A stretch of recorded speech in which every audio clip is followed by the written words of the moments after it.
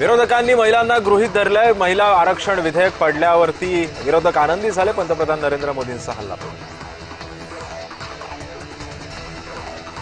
विरोधकांच्या चुकीला माफी नाही, महिला विरोधकांना धडा शिकवतील। पंतप्रधान नरेंद्र मोदींनी विरोधकांना खडसावलं। तृणमूल, सपा आणि काँग्रेस हे पक्ष महिलांचे अपराधी पक्ष आहेत। सध्याच्या आणि भविष्यातील निवडणुकांच्या निमित्तानं पंतप्रधान नरेंद्र मोदी यांची थेट टीका।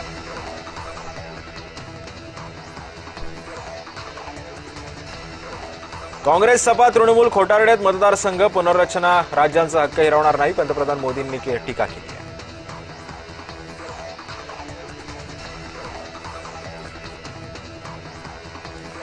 घराणेशाहीचे पक्ष महिला आरक्षणाला घाबरलेत, पंतप्रधान नरेंद्र मोदींनी थेट आरोप केला।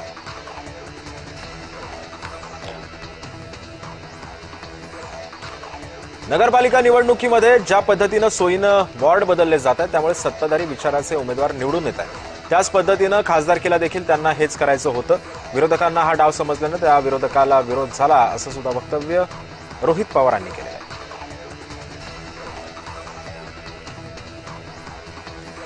मुंबईमध्ये वर्सोवा ते भाईंदर दरम्यान सुरू असलेल्या कोस्टल रोड प्रकल्पाने वेग धरलेला आहे, तरी सुद्धा या कामामुळे पर्यावरणाचा मुद्दा पुन्हा एकदा ऐरणीवर आलाय। वर्सोवा येथील नाना नानी पार्कमधील 100 वर्षांहून अधिक जुनी झाडं कापली जाणार असल्याचं सुद्धा सांगण्यात येत आहे।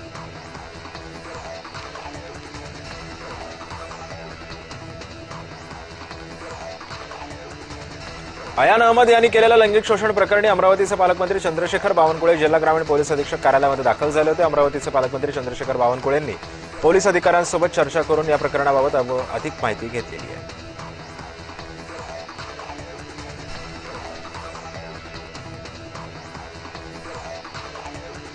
लोकसभेमध्ये नारी शक्ती अधिनियम विधेयकाच्या विरोधामध्ये मतदान करून काँग्रेसचे महिला विरोधी धोरण आहे हे दाखवून दिलेलं आहे। काँग्रेसने महिलांना कधी सन्मान दिला नाही अशी टीका चंद्रशेखर बावनकुळे यांनी केली।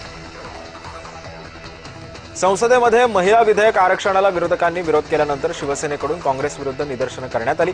विधेयक पास करण्यासाठी सरकारला पुन्हा एकदा निवेदन करणार असल्याचं शिवसेनेच्या पदाधिकाऱ्यांनी सांगितलं।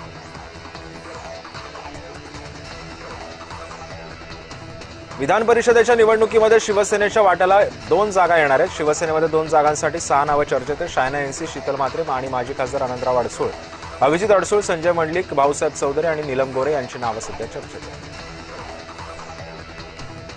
पवार गटाचे प्रवक्ते विकास लवांडे यांच्या विरोधामध्ये वारकरी संप्रदाय आक्रमक झालाय। विकास लवांडे यांनी वारकरी संप्रदायातील काही महाराजांचा घुसखोर असा उल्लेख केला होता।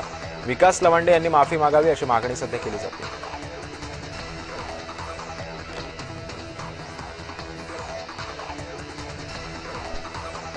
महिला आणि मुली नाईलाजाने अन्याय सहन करत असतात। पॉश ऍक्टमध्ये बदल होणं गरजेचं आहे आणि मुलींवरती अन्याय झाला तर कुणालाही न घाबरता सरकार तुमच्या पाठीशी आहे असं वक्तव्य चित्रा वाघ यांनी केलं आहे।